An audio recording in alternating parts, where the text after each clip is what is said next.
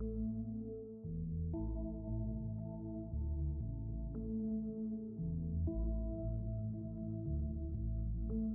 chapter 1, the proclamation of Cyrus. In the first year of Cyrus king of Persia, that the word of the Lord by the mouth of Jeremiah might be fulfilled, the Lord stirred up the spirit of Cyrus king of Persia, so that he made a proclamation throughout all his kingdom and also put it in writing. Thus says Cyrus king of Persia, the Lord, the God of heaven, has given me all the kingdoms of the earth, and he has charged me to build him a house at Jerusalem, which is in Judah. Whoever is among you of all his people, may his God be with him, and let him go up to Jerusalem, which is in Judah, and rebuild the house of the Lord, the God of Israel. He is the God who is in Jerusalem. And let each survivor, in whatever place he sojourns, be assisted by the men of his place with silver and gold, with goods and with beasts, besides freewill offerings for the house of God that is in Jerusalem. Then rose up the heads of the fathers' houses of Judah and Benjamin, and the priests and the Levites, everyone whose spirit God had stirred to go up to rebuild the house of the Lord that is in Jerusalem. And all who were about them aided them with vessels of silver, with gold, with goods, with beasts, and with costly wares, besides all that was freely offered. Cyrus the king also brought out the vessels of the house of the Lord that Nebuchadnezzar had carried away from Jerusalem and placed in the house of his gods. Cyrus king of Persia brought these out in the charge of Mithridath the treasurer, who counted them out to Sheshbazzar the prince of Judah. And this was the number of them: 30 basins of gold, 1,000 basins of silver, 29 censers, 30 bowls of gold, 410 bowls of silver, and 1,000 other vessels. All the vessels of gold and of silver were 5,400. All these did Sheshbazzar bring up when the exiles were brought up from Babylonia to Jerusalem. Chapter 2. The exiles return. Now these were the people of the province who came up out of the captivity of those exiles whom Nebuchadnezzar the king of Babylon had carried captive to Babylonia. They returned to Jerusalem and Judah, each to his own town. They came with Zerubbabel, Jeshua, Nehemiah, Sarai, Reliah, Mordecai, Bilshan, Mispar, Bigvai, Ram, and Baana. The number of the men of the people of Israel, the sons of Parosh, 2,172. The sons of Shavasha, 372. The sons of Er, 775. The sons of Path Moab, namely the sons of Jeshua and Joab, 2,812. The sons of Elam, 1,254. The sons of Sadu, 945. The sons of Zakkai, 760. The sons of Bani, 642. The sons of Babai, 623. The sons of Asgad, 1,222. The sons of Adnikam, 666. The sons of Bigvai, 2,056. The sons of Adin, 454. The sons of Ader, namely of Hezekiah, 98. The sons of Besai, 323. The sons of Jorah, 112. The sons of Hashem, 223. The sons of Kibar, 95. The sons of Bethlehem, 123. The men of Netopha, 56. The men of Anathoth, 128. The sons of Asmaveth, 42. The sons of Kiriathaim, Jevar, and Beeroth, 743. The sons of Ramah and Jeba, 621. The men of Michmas, 122. The men of Bethel and Ai, 223. The sons of Nebo, 52. The sons of Magbish, 156. The sons of the other Elam, 1,254. The sons of Harim, 320. The sons of Lod, Hadid, and Ono, 725. The sons of Jericho, 345. The sons of Senah, 3,630. The priests, the sons of Jediah of the house of Jeshua, 973. The sons of Immer, 1,052. The sons of Pashur, 1,247. The sons of Harim, 1,017. The Levites, the sons of Jeshua and Kadmiel of the sons of Adaviah, 74. The singers, the sons of Asaph, 128. The sons of the gatekeepers, the sons of Shalom, the sons of Ader, the sons of Talmon, the sons of Akab, the sons of Adida, and the sons of Shobai, in all 139. The temple servants, the sons of Sia, the sons of Asapha, the sons of Tabbaoth, the sons of Keros, the sons of Siah, the sons of Padon, the sons of Lebanah, the sons of Agab, the sons of Akab, the sons of Agab, the sons of Shimlai, the sons of Onan, the sons of Gittel, the sons of Gaur, the sons of Reiah, the sons of Rezin, the sons of Nekoda, the sons of Gazam, the sons of Uzzah, the sons of Besa, the sons of Besai, the sons of Asna, the sons of Munim, the sons of Nevisim, the sons of Bakbuk, the sons of Hakava, the sons of Har, the sons of Basloth, the sons of Maada, the sons of Harsha, the sons of Barkos, the sons of Sisera, the sons of Tema, the sons of Neziah, and the sons of Hadava, the sons of Solomon's servants, the sons of Sodai, the sons of Asapharth, the sons of Breuda, the sons of Jala, the sons of Dargan, the sons of Gittel, the sons of Shavasha, the sons of Adel, the sons of Badra Hesbaim, and the sons of Ami. All the temple servants and the sons of Solomon's servants were 392. The following were those who came up from Tel Melah, Tel Harsha, Cherub, Adon, and Immer, though they could not prove their fathers' houses or their descent, whether they belonged to Israel, the sons of Deliah, the sons of Tobiah, and the sons of Nakoda, 652. Also of the sons of the priests, the sons of Abiah, the sons of Hakos, and the sons of Barzillai, who had taken a wife from the daughters of Barzillai the Gileadite, and was called by their name. These sought their registration among those enrolled in the genealogies, but they were not found there, and so they were excluded from the priesthood as unclean. The governor told them that they were not to partake of the most holy food until there should be a priest to consult Urim and Thummim. The whole assembly together was 42,360, besides their male and female servants, of whom there were 7,337, and they had 200 male and female singers. Their horses were 736, their mules were 245, their camels were 435, and their donkeys were 6,720. Some of the heads of families, when they came to the house of the Lord that is in Jerusalem, made freewill offerings for the house of God to erect it on its site. According to their ability, they gave to the treasury of the work 61,000 darics of gold, 5,000 minas of silver, and 100 priests' garments. Now the priests, the Levites, some of the people, the singers, the gatekeepers, and the temple servants lived in their towns, and all the rest of Israel in their towns. Chapter 3. Rebuilding the altar. When the 7th month came, and the children of Israel were in the towns, the people gathered as one man to Jerusalem. Then arose Jeshua the son of Jozadak with his fellow priests, and Zerubbabel the son of Shealtiel with his kinsmen, and they built the altar of the God of Israel to offer burnt offerings on it, as it is written in the law of Moses the man of God. They set the altar in its place, for fear was on them because of the peoples of the lands, and they offered burnt offerings on it to the Lord, burnt offerings morning and evening. And they kept the Feast of Booths, as it is written, and offered the daily burnt offerings by number according to the rule, as each day required, and after that the regular burnt offerings, the offerings at the new moon, and at all the appointed feasts of the Lord, and the offerings of everyone who made a freewill offering to the Lord. From the first day of the 7th month they began to offer burnt offerings to the Lord. But the foundation of the temple of the Lord was not yet laid. So they gave money to the masons and the carpenters, and food, drink, and oil to the Sidonians and the Tyrians to bring cedar trees from Lebanon to the sea to Joppa, according to the grant that they had from Cyrus king of Persia. Rebuilding the temple. Now in the 2nd year after their coming to the house of God at Jerusalem, in the 2nd month, Zerubbabel the son of Shealtiel and Jeshua the son of Jozadak made a beginning, together with the rest of their kinsmen, the priests and the Levites, and all who had come to Jerusalem from the captivity. They appointed the Levites from 20 years old and upward to supervise the work of the house of the Lord. And Jeshua with his sons and his brothers, and Kadmiel and his sons, the sons of Judah, together supervised the workmen in the house of God, along with the sons of Henadad and the Levites, their sons and brothers. And when the builders laid the foundation of the temple of the Lord, the priests in their vestments came forward with trumpets, and the Levites, the sons of Asaph, with cymbals, to praise the Lord according to the directions of David king of Israel.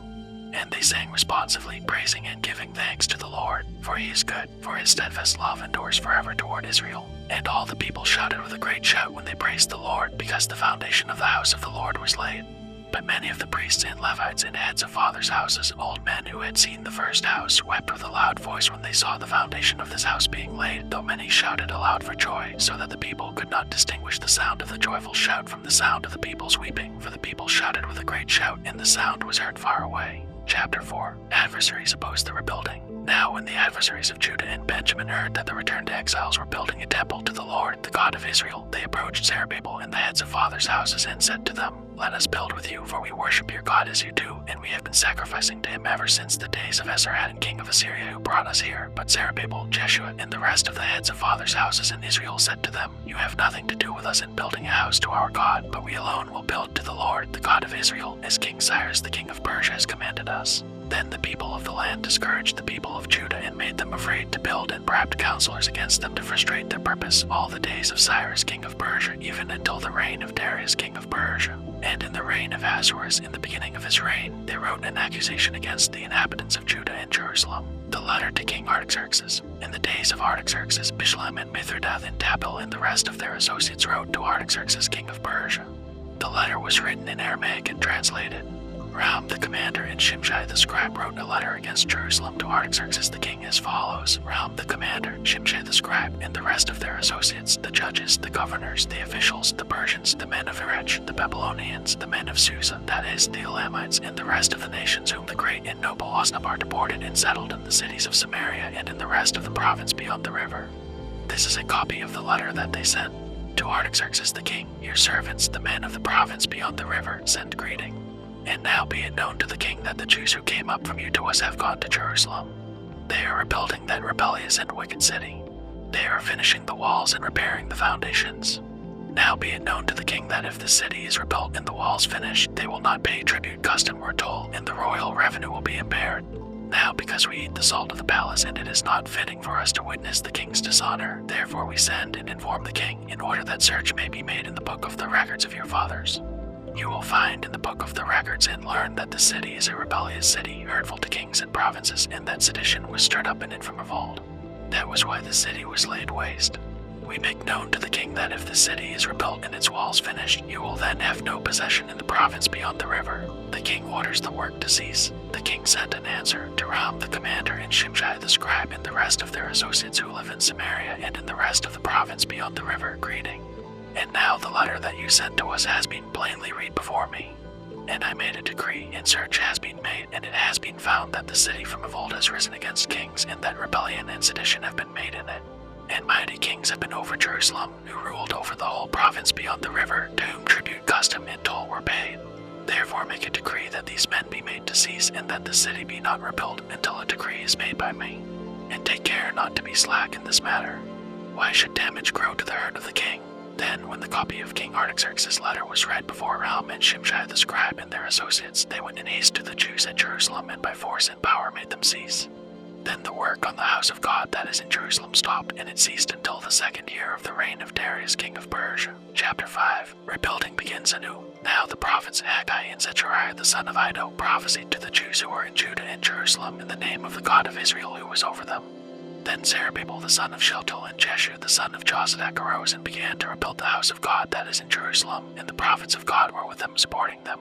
At the same time Tatnai the governor of the province beyond the river and Shethar-boznai and their associates came to them and spoke to them thus, Who gave you a decree to build this house and to finish this structure? They also asked them this, What are the names of the men who are building this building? But the eye of their God was on the elders of the Jews, and they did not stop them until the report should reach Darius, and then an answer be returned by a letter concerning it. Tatnai's letter to King Darius. This is a copy of the letter that Tatnai, the governor of the province beyond the river, and Shethar-boznai and his associates, the governors who were in the province beyond the river, sent to Darius the king. They sent him a report in which was written as follows, To Darius the king, all peace. Be it known to the king that we went to the province of Judah, to the house of the great God. It is being built with huge stones, and timber is laid in the walls. This work goes on diligently and prospers in their hands. Then we asked those elders and spoke to them thus, Who gave you a decree to build this house and to finish the structure? We also asked them their names for your information, that we might write down the names of their leaders. And this was their reply to us, We are the servants of the God of heaven and earth, and we are rebuilding the house that was built many years ago, which a great king of Israel built and finished. But because our fathers had angered the God of heaven, he gave them into the hand of Nebuchadnezzar king of Babylon, the Chaldean, who destroyed this house and carried away the people to Babylonia. However, in the 1st year of Cyrus king of Babylon, Cyrus the king made a decree that this house of God should be rebuilt. And the gold and silver vessels of the house of God, which Nebuchadnezzar had taken out of the temple that was in Jerusalem and brought into the temple of Babylon, these Cyrus the king took out of the temple of Babylon, and they were delivered to one whose name was Sheshbazzar, whom he had made governor. And he said to him, Take these vessels, go and put them in the temple that is in Jerusalem, and let the house of God be rebuilt on its site. Then this Sheshbazzar came and laid the foundations of the house of God that is in Jerusalem, and from that time until now it has been in building, and it is not yet finished. Therefore, if it seems good to the king, let search be made in the royal archives there in Babylon, to see whether a decree was issued by Cyrus the king for the rebuilding of this house of God in Jerusalem. And let the king send us his pleasure in this matter. Chapter 6. The decree of Darius. Then Darius the king made a decree, and search was made in Babylonia, in the house of the archives where the documents were stored. And in Ecbatana, the citadel that is in the province of Media, a scroll was found on which this was written, a record. In the 1st year of Cyrus the king issued a decree concerning the house of God at Jerusalem. Let the house be rebuilt, the place where sacrifices were offered, and let its foundations be retained. Its height shall be 60 cubits, and its breadth 60 cubits, with 3 layers of great stones and 1 layer of timber. Let the cost be paid from the royal treasury. And also let the gold and silver vessels of the house of God, which Nebuchadnezzar took out of the temple that is in Jerusalem and brought to Babylon, be restored and brought back to the temple that is in Jerusalem, each to its place. You shall put them in the house of God. Now therefore Tatnai, governor of the province beyond the river, Shethar-boznai, and your associates the governors who are in the province beyond the river, keep away. Let the work on this house of God alone. Let the governor of the Jews and the elders of the Jews rebuild this house of God on its site. Moreover, I make a decree regarding what you shall do for these elders of the Jews for the rebuilding of this house of God. The cost is to be paid to these men in full and without delay from the royal revenue, the tribute of the province from beyond the river. And whatever is needed, bulls, rams, or sheep for burnt offerings to the God of heaven, wheat, salt, wine, or oil, as the priests at Jerusalem require, let that be given to them day by day without fail, that they may offer pleasing sacrifices to the God of heaven and pray for the life of the king and his sons.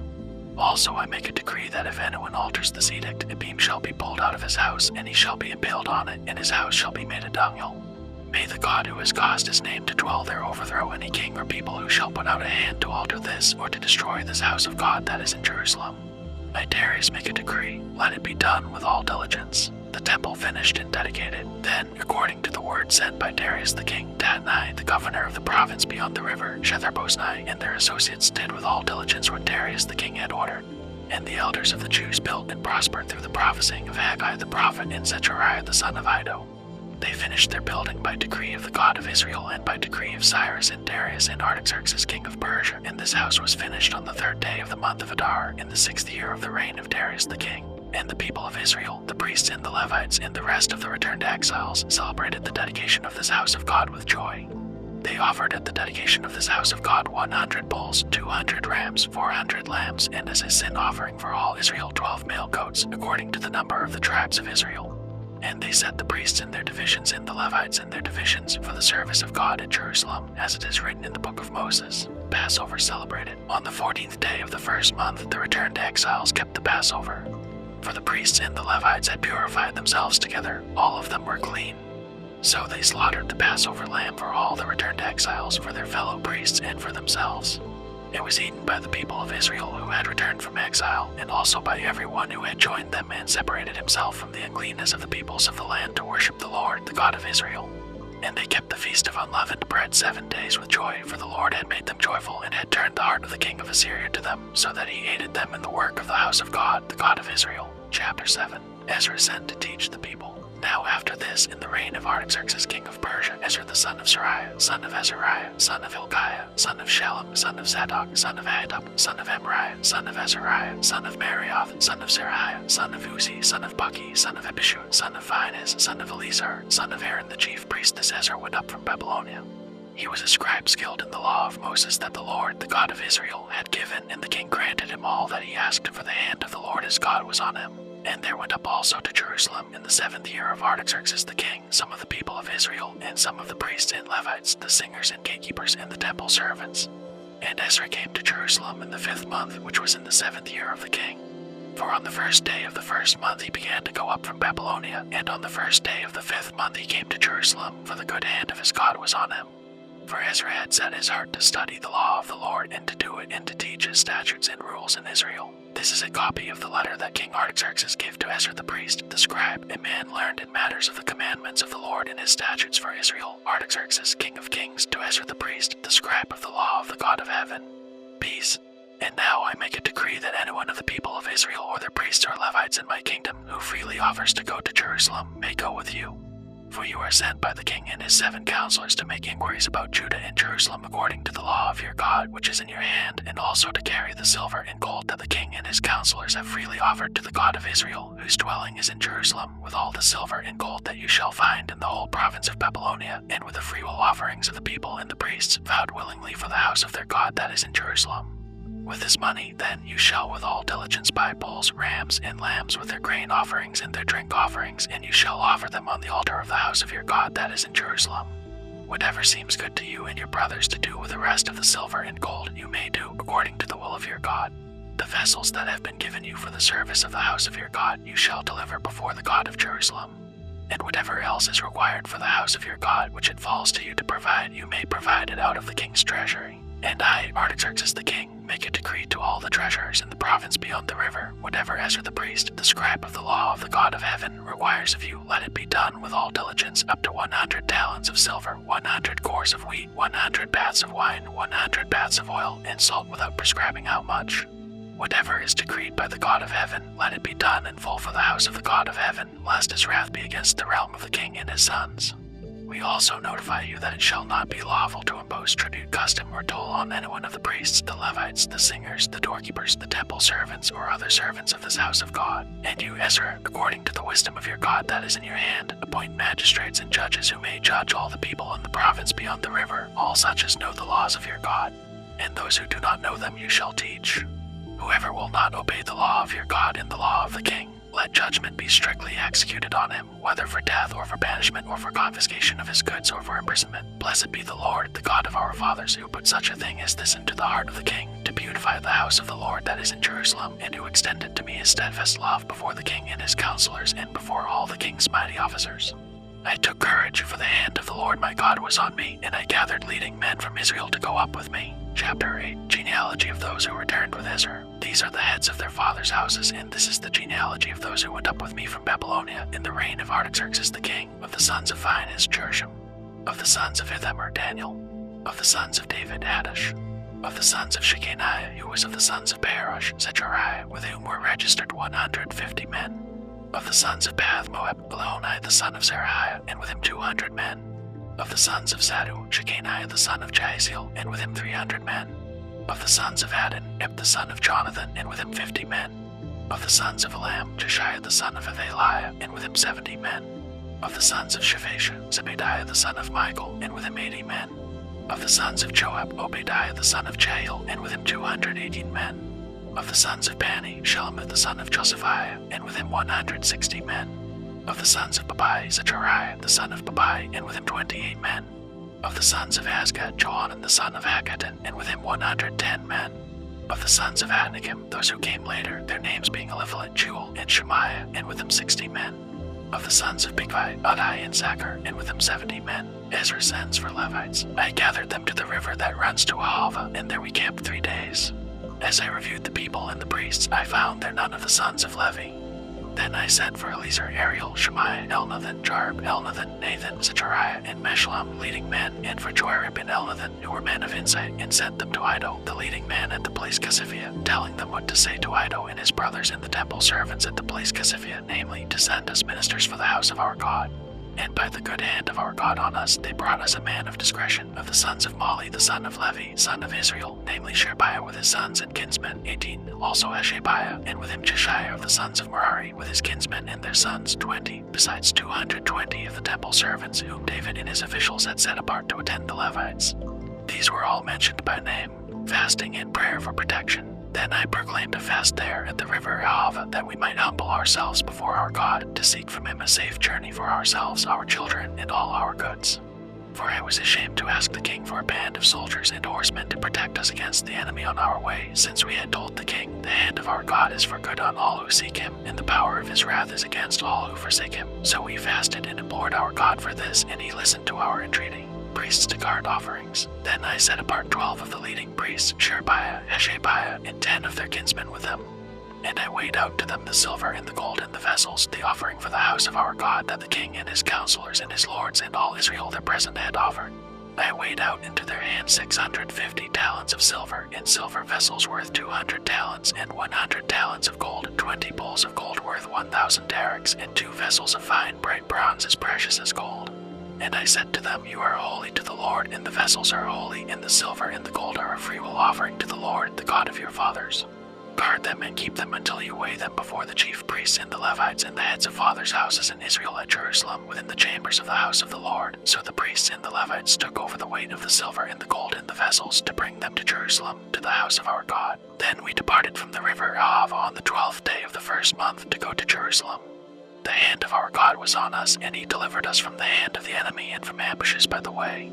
We came to Jerusalem, and there we remained 3 days.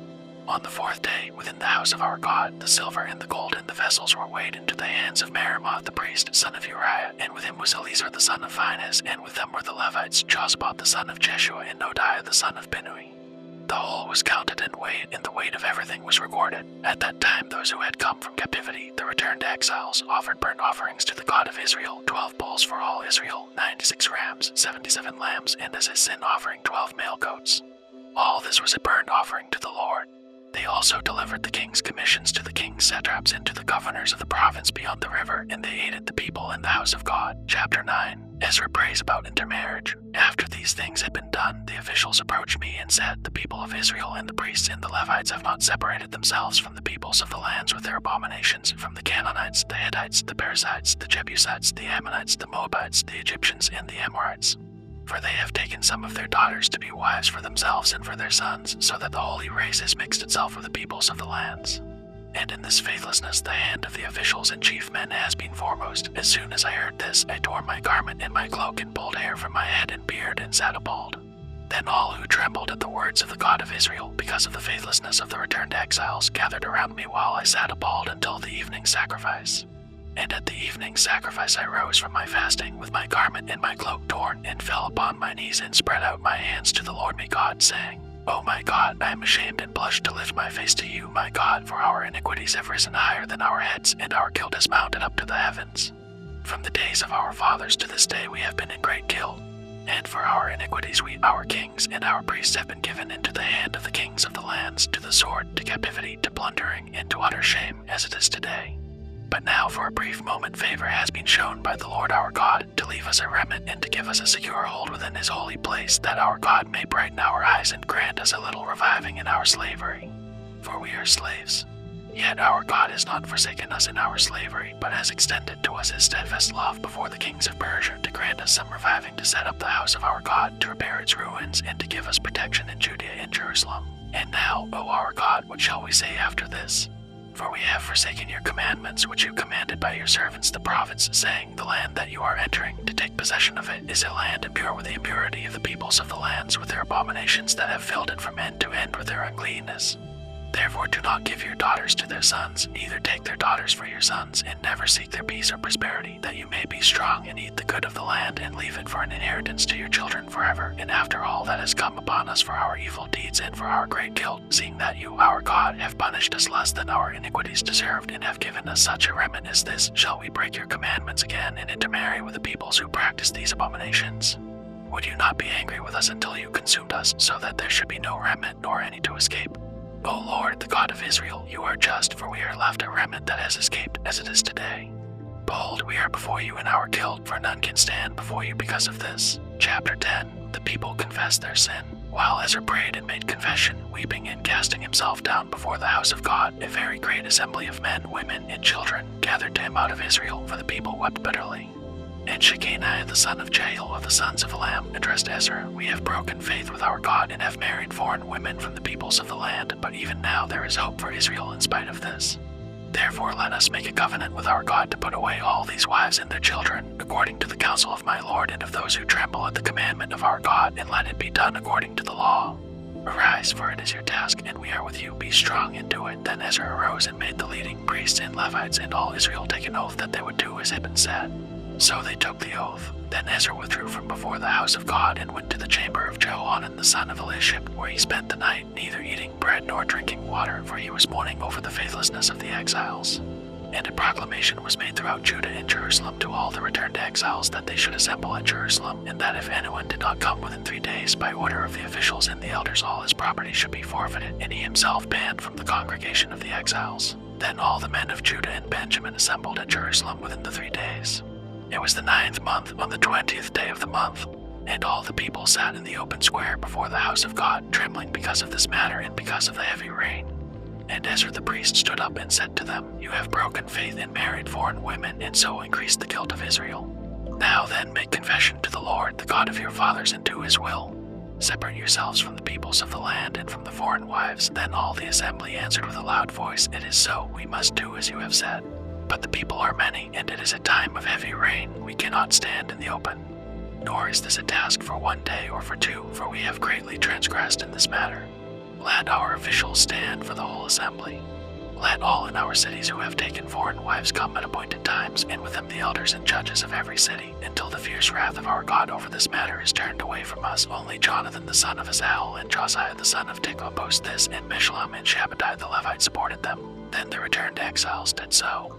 Ezra the priest selected men, heads of fathers' houses, according to their fathers' houses, each of them designated by name.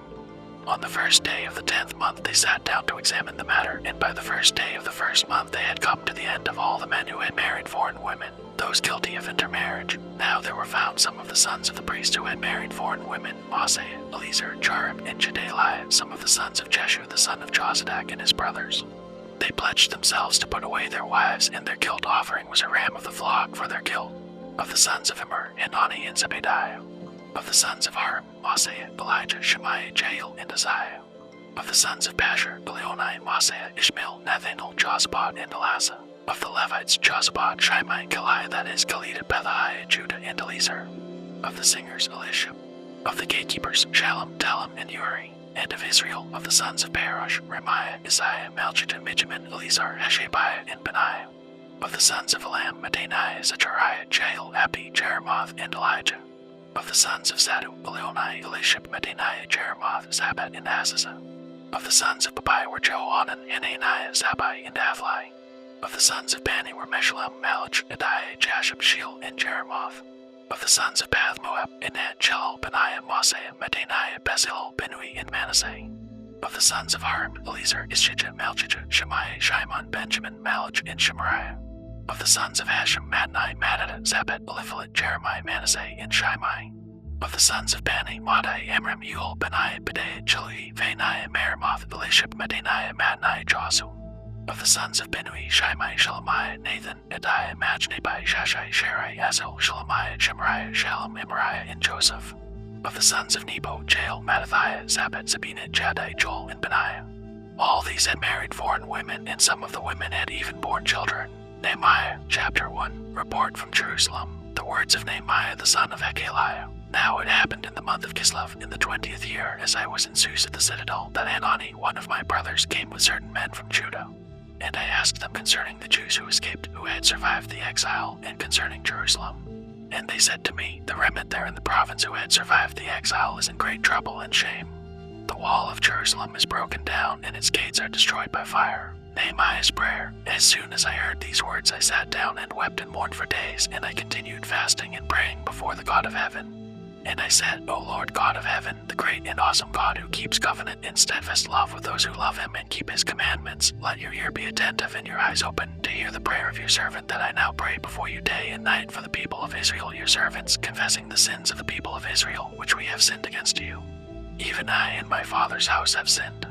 We have acted very corruptly against you and have not kept the commandments, the statutes, and the rules that you commanded your servant Moses.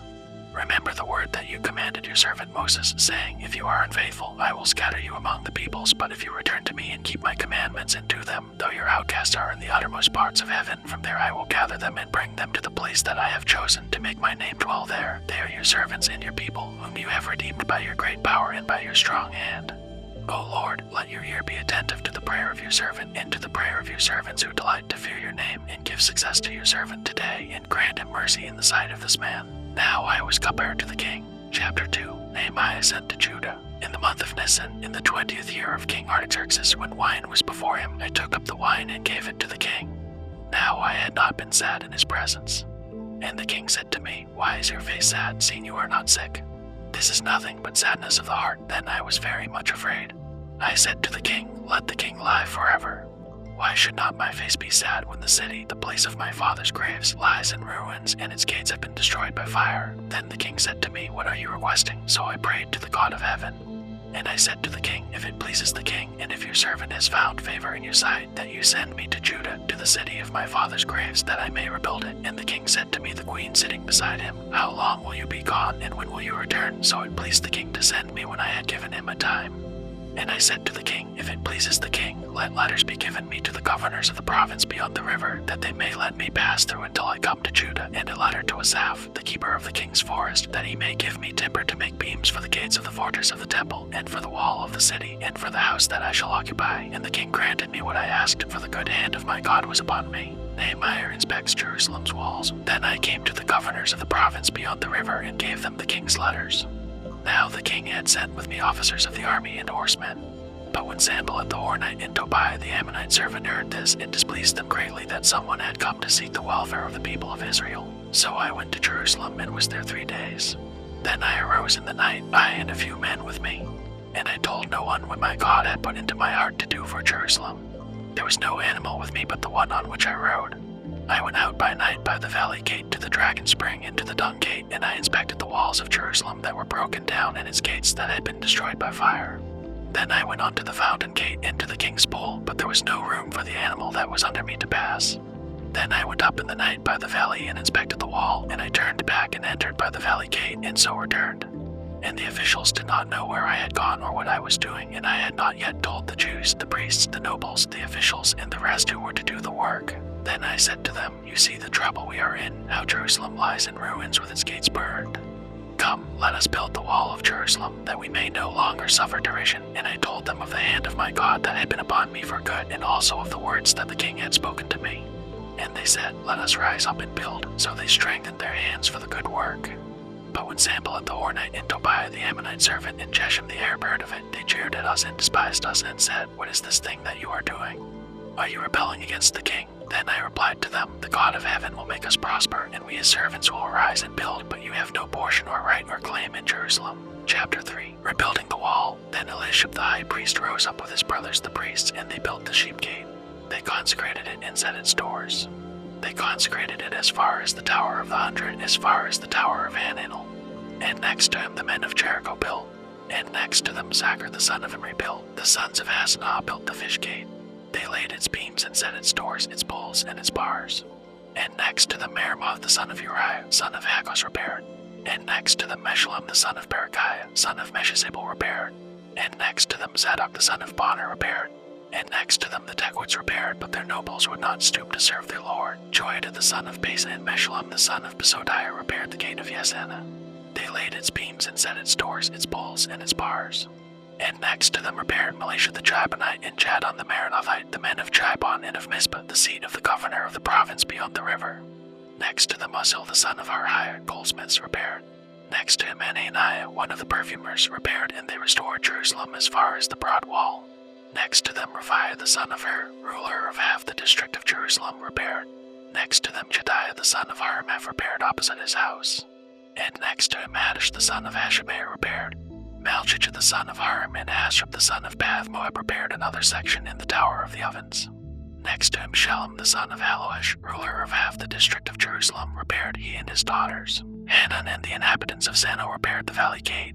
They rebuilt it and set its doors, its poles, and its bars, and repaired 1,000 cubits of the wall as far as the dung gate. Malchijah the son of Rechab, ruler of the district of Beth-Hakkerem, repaired the dung gate. He rebuilt it and set its doors, its poles, and its bars. And Shallum the son of Colhose, ruler of the district of Mizpah, repaired the fountain gate. He rebuilt it and covered it and set its doors, its poles, and its bars. And he built the wall of the pool of Shelah of the king's garden as far as the stairs that go down from the city of David.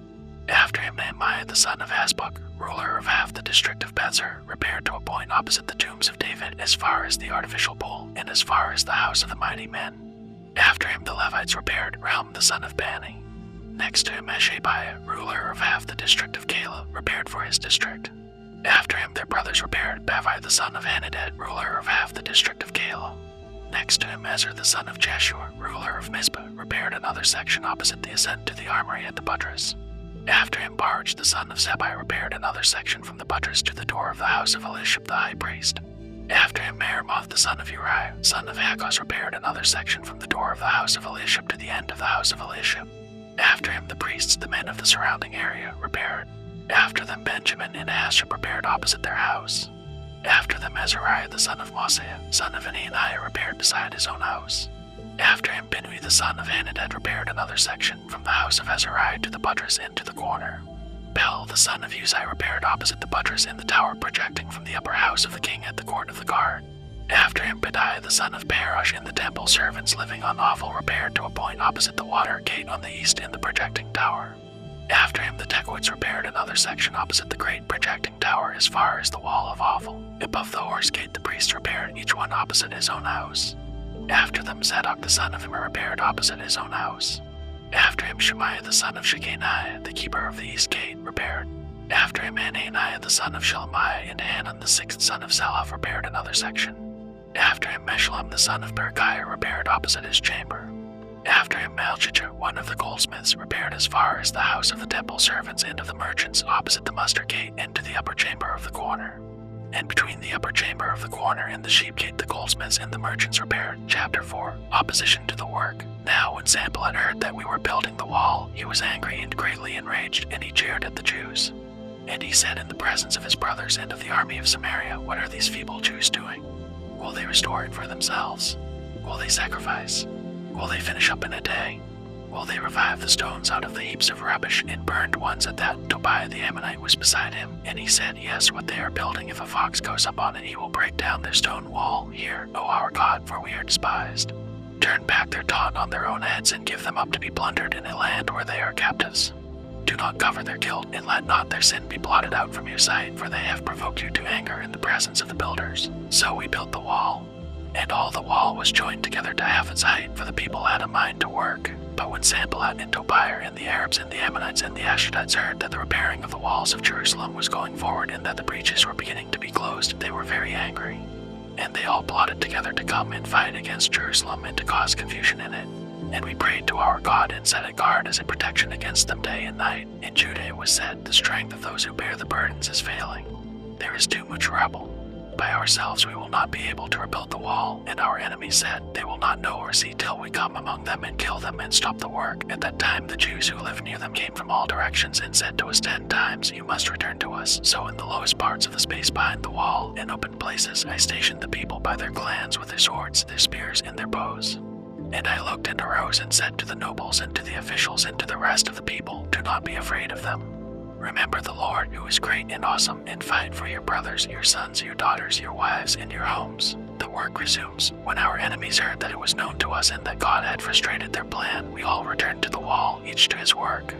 From that day on, half of my servants worked on construction, and half held the spears, shields, bows, and coats of mail. And the leaders stood behind the whole house of Judah, who were building on the wall.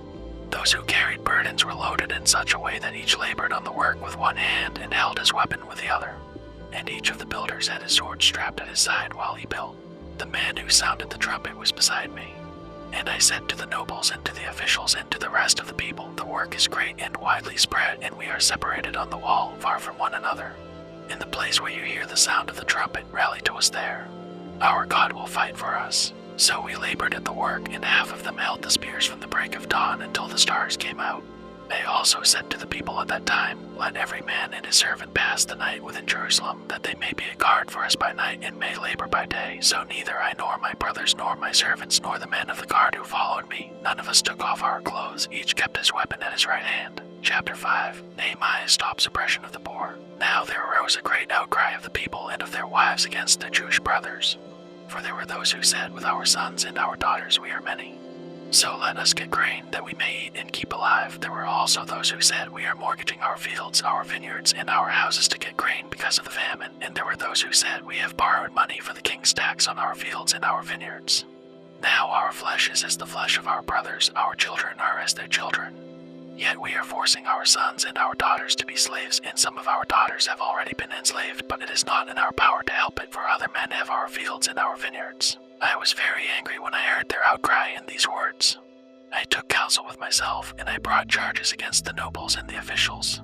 I said to them, "You are exacting interest, each from his brother," and I held a great assembly against them and said to them, "We, as far as we are able, have bought back our Jewish brothers who have been sold to the nations, but you even sell your brothers that they may be sold to us." They were silent and could not find a word to say. So I said, "The thing that you are doing is not good. Ought you not to walk in the fear of our God to prevent the taunts of the nations our enemies? Moreover, I and my brothers and my servants are lending them money and grain. Let us abandon this exacting of interest. Return to them this very day their fields, their vineyards, their olive orchards, and their houses in the percentage of money, grain, wine, and all that you have been exacting from them." Then they said, "We will restore these and require nothing from them. We will do as you say." And I called the priests and made them swear to do as they had promised.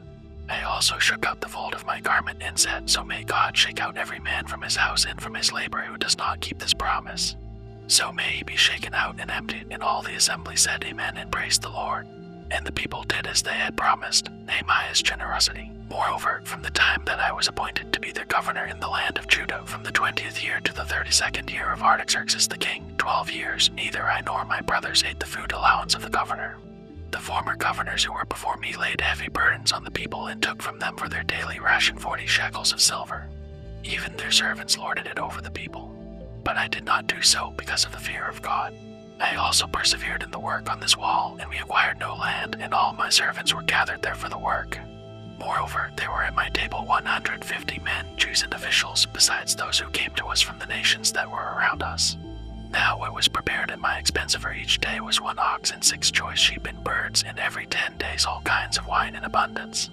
Yet for all this I did not demand the food allowance of the governor, because the service was too heavy on this people. Remember for my good, O my God, all that I have done for this people. Chapter 6. Conspiracy against Nehemiah. Now when Sanballat and Tobiah and Geshem the Arab and the rest of our enemies heard that I had built the wall and that there was no breach left in it, although up to that time I had not set up the doors and the gates, Sanballat and Geshem sent to me, saying, Come and let us meet together at Hakkephirim in the plain of Ono, but they intended to do me harm. And I sent messengers to them, saying, I am doing a great work and I cannot come down. Why should the work stop while I leave it and come down to you? And they sent to me 4 times in this way, and I answered them in the same manner. In the same way Sanballat for the 5th time sent his servant to me with an open letter in his hand.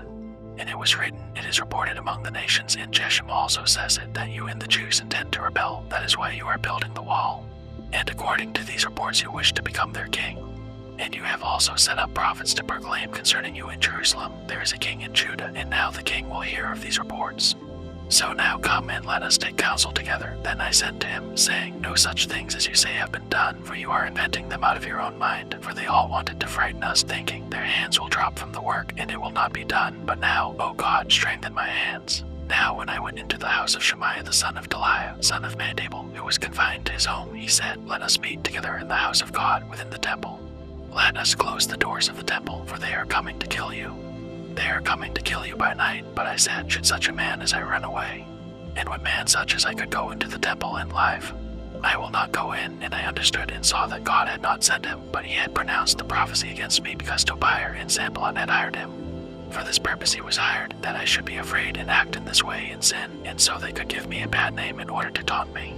Remember Tobiah and Sanballat, O my God, according to these things that they did, and also the prophetess Nodiah and the rest of the prophets who wanted to make me afraid. The wall is finished. So the wall was finished on the 25th day of the month Elul in 52 days. And when all our enemies heard of it, all the nations around us were afraid and fell greatly in their own esteem, for they perceived that this work had been accomplished with the help of our God. Moreover, in those days the nobles of Judah sent many letters to Tobiah, and Tobiah's letters came to them. For many in Judah were bound by oath to him, because he was the son-in-law of Shechaniah the son of Ezra, and his son Johanan had taken the daughter of Meshullam the son of Berechiah as his wife. Also they spoke of his good deeds in my presence and reported my words to him. And Tobiah sent letters to make me afraid. Chapter 7. Now when the wall had been built and I had set up the doors, and the gatekeepers, the singers, and the Levites had been appointed, I gave my brother Hanani and Hananiah the governor of the castle charge over Jerusalem, for he was a more faithful and God-fearing man than many. And I said to them, Let not the gates of Jerusalem be opened until the sun is hot. And while they are still standing guard, let them shut and bar the doors.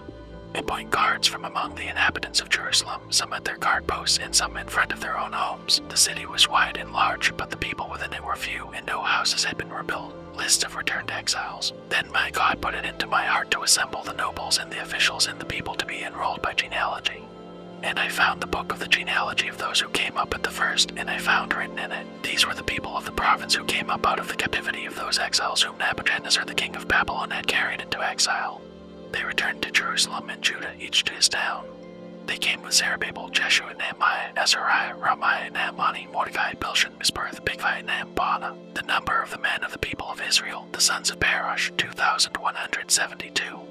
The sons of Shavasha, 372. The sons of Er, 652. The sons of Path Moab, namely the sons of Jeshua and Joab, 2,818. The sons of Elam, 1,254. The sons of Zadok, 845. The sons of Zakkai, 760. The sons of Binui, 648. The sons of Babai, 628. The sons of Asgad, 2,322. The sons of Adnakim, 667. The sons of Bigvai, 2,067.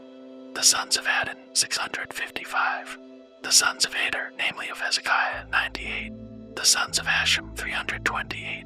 The sons of Besai, 324. The sons of Harif, 112.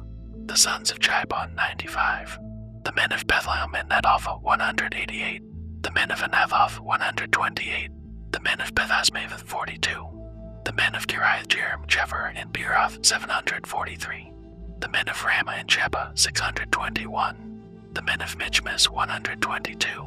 The men of Bethel and Ai 123. The men of the other Nebo 52. The sons of the other Elam 1,254. The sons of Aram 320. The sons of Jericho 345.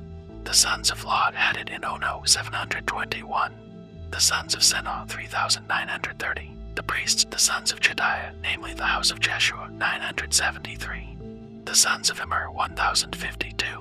The sons of Pashur 1,247. The sons of Aram 1,017. The Levites, the sons of Jeshua, namely of Kadmiel of the sons of Hodva, 74. The singers, the sons of Asaph, 148. The gatekeepers, the sons of Shalom, the sons of Ader, the sons of Talmon, the sons of Akab, the sons of Adida, the sons of Shobai, 138. The temple servants, the sons of Zia, the sons of Asapha, the sons of Tapioth, the sons of Kiros, the sons of Shut, the sons of Padon, the sons of Labana, the sons of Ekaba, the sons of Shelmai, the sons of Hanan, the sons of Gittel, the sons of Gaur, the sons of Reiah, the sons of Rezin, the sons of Nagoda, the sons of Gazam, the sons of Uzzah, the sons of Besa, the sons of Besai, the sons of Munim, the sons of Nephishim, the sons of Babuk, the sons of Hakapha, the sons of Har, the sons of Baslath, the sons of Maada, the sons of Harsha, the sons of Barkos, the sons of Sisera, the sons of Tema, the sons of Neziah, the sons of Hadava, the sons of Solomon's servants, the sons of Sodai, the sons of Sophereth, the sons of Perda, the sons of Jala, the sons of Darkin, the sons of Gittel, the sons of Shavashid, the sons of Hadal, the sons of Patrath Hezbaim, the sons of Ammon. All the temple servants and the sons of Solomon's servants were 392. The following were those who came up from Tel Melah, Tel Harsha, Cherub, Adon, and Immer, but they could not prove their fathers' houses nor their descent, whether they belonged to Israel, the sons of Deliah, the sons of Tobiah, the sons of Nagoda, 642. Also of the priests, the sons of Hobiah, the sons of Hakos, the sons of Barzillai, who had taken a wife of the daughters of Barzillai the Gileadite and was called by their name. These sought their registration among those enrolled in the genealogies, but it was not found there, so they were excluded from the priesthood as unclean. The governor told them that they were not to partake of the most holy food until a priest with Urim and Thummim should arise. Totals of people and gifts, the whole assembly together was 42,360, besides their male and female servants, of whom there were 7,337. And they had 245 singers, male and female. Their horses were 736, their mules 245, their camels 435, and their donkeys 6,720. Now some of the heads of fathers' houses gave to the work. The governor gave to the treasury 1,000 derricks of gold, 50 basins, 30 priests' garments, and 500 minas of silver. And some of the heads of fathers' houses gave into the treasury of the work 20,000 derricks of gold and 2,200 minas of silver. And what the rest of the people gave was 20,000 derricks of gold, 2,000 minas of silver, and 67 priests' garments. So the priests, the Levites, the gatekeepers, the singers, some of the people, the temple servants, and all Israel lived in their towns. And when the 7th month had come, the people of Israel were in their towns. Chapter 8. Ezra reads the law. And all the people gathered as one man into the square before the water gate. And they told Ezra the scribe to bring the book of the law of Moses that the Lord had commanded Israel. So Ezra the priest brought the law before the assembly, both men and women, and all who could understand what they heard on the first day of the 7th month. And he read from it facing the square before the water gate from early morning until midday, in the presence of the men and the women and those who could understand. And the ears of all the people were attentive to the book of the law. And Ezra the scribe stood on a wooden platform that they had made for the purpose. And beside him stood Mattithiah, Shema, Anaiah, Uriah, Hilkiah, and Maaseiah on his right hand, and Pedaiah, Misael, Malchijah, Hashem, Hashbaddanah, Zechariah, and Meshullam on his left hand. And Ezra opened the book in the sight of all the people, for he was above all the people, and as he opened it all the people stood. And Ezra blessed the Lord, the great God, and all the people answered, Amen, Amen, lifting up their hands. And they bowed their heads and worshipped the Lord with their faces to the ground. Also Jeshua, Bani, Sherebiah, Jamin, Akab, Shabbatai, Hodiah, Maaseiah, Kelita, Azariah, Jozabad, Hanan, Peliah, the Levites, helped the people to understand the law, while the people remained in their places. They read from the book, from the law of God clearly, and they gave the sense, so that the people understood the reading. This day is holy. And Nehemiah, who was the governor, and Ezra the priest and scribe, and the Levites who taught the people, said to all the people, This day is holy to the Lord your God. Do not mourn or weep, for all the people wept as they heard the words of the law. Then he said to them, Go your way. Eat the fat and drink sweet wine and send portions to anyone who has nothing ready, for this day is holy to our Lord.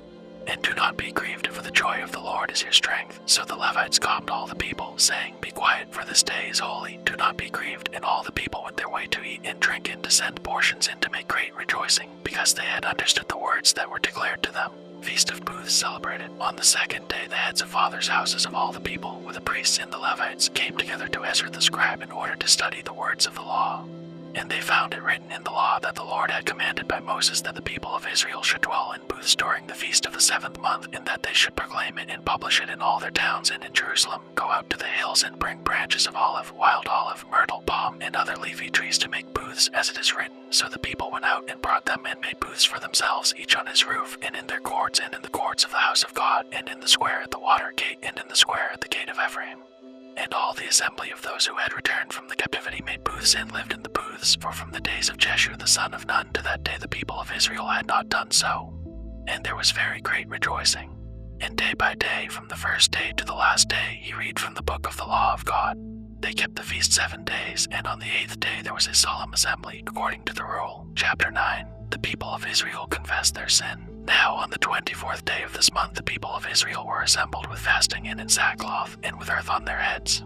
And the Israelites separated themselves from all foreigners, and stood and confessed their sins and the iniquities of their fathers. And they stood up in their place and read from the book of the law of the Lord their God for a quarter of the day. For another quarter of it they made confession and worshipped the Lord their God.